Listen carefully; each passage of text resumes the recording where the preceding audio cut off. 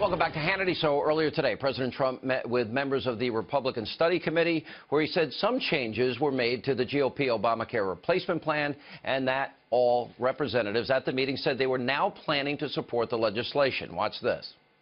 All of these no's, or potential no's, are all yeses. Every single person sitting in this room is now a yes. And we made certain changes, and very frankly little, although the block grant is very important, because I want the states to get the money and to run the program if they want to run it, because they can do it better than the federal government. They're better equipped than the federal government.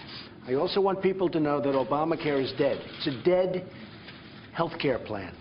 It's not even a health care plan, frankly. Only because everyone knows it's on its last dying feet. The fake news is trying to say good things about it, okay? The fake media. And there is no good news about Obamacare. Obamacare is dead.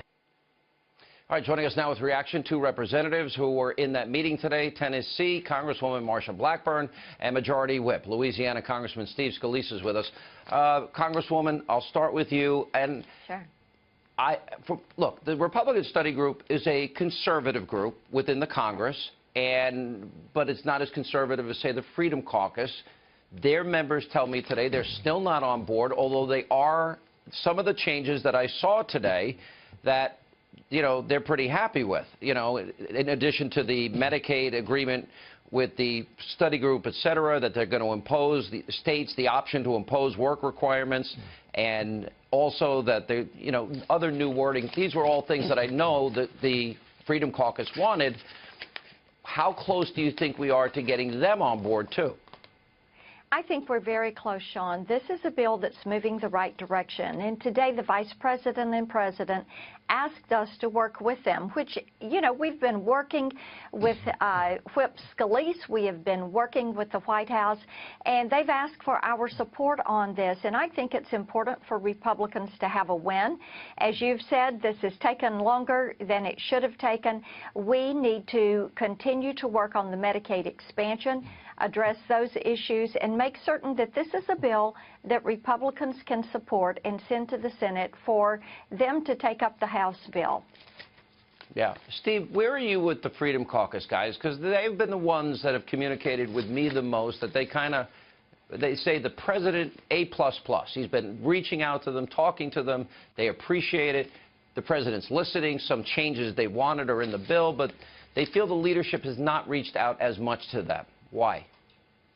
I've been talking to Freedom Caucus members directly, Sean. In fact, today at the meeting with the RSC chairman, Mark Walker, and other RSC members, there were two Freedom Caucus members there who said they're going to vote for the bill, which included one member, Gary Palmer, who had voted against the bill in the Budget Committee yesterday.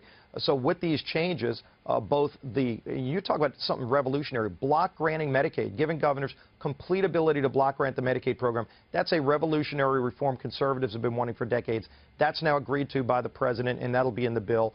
And the work requirements where governors those are two actually things have that option. they told me. Those are two things specifically that Mark Meadows and Jim Jordan told me that they wanted in the bill. Can we, right. Those are big wins, and that's what brought some of the Freedom Caucus members that were in the room today to say they're now for the bill. So this, like Marsha said, this bill's moving in the right direction, and members are engaged. But what's most important, Sean, the president is directly engaged. President Trump said, I am behind this bill 100%. He wants this bill on his desk to repeal and replace Obamacare and put patients back in charge by the end of next week. So his help is a lot. Yeah, his help has been tremendous, Marsha, and he's rolled up his sleeves and gotten to work on this directly. Yes. Is there anything to learn from this? In other words, should consensus have been built before the bill instead of this public fight and intramural squabbling, civil war? Because from my perspective, you cannot not do this. We're at the point, this is the president's first major signature legislation here, and it seems that it was maybe you wrote the contract before the deal points were made. It seemed like you got the cart ahead of the horse a little bit. Do you think it could have been handled differently, yes. better? I do. You know, one of the things Republicans don't take the time to do is establish the predicate.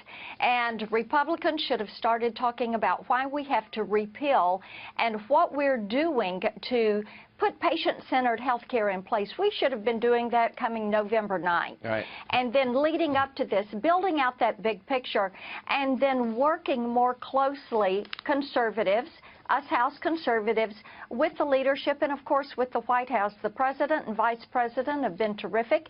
They've said, tell us what we need to do. We're right, working on this. Let's solve it. Yes. And the Congressman, you think you're going to have the requisite number. Are you working hand in hand with the Senate? Is the Senate bill going to be much different?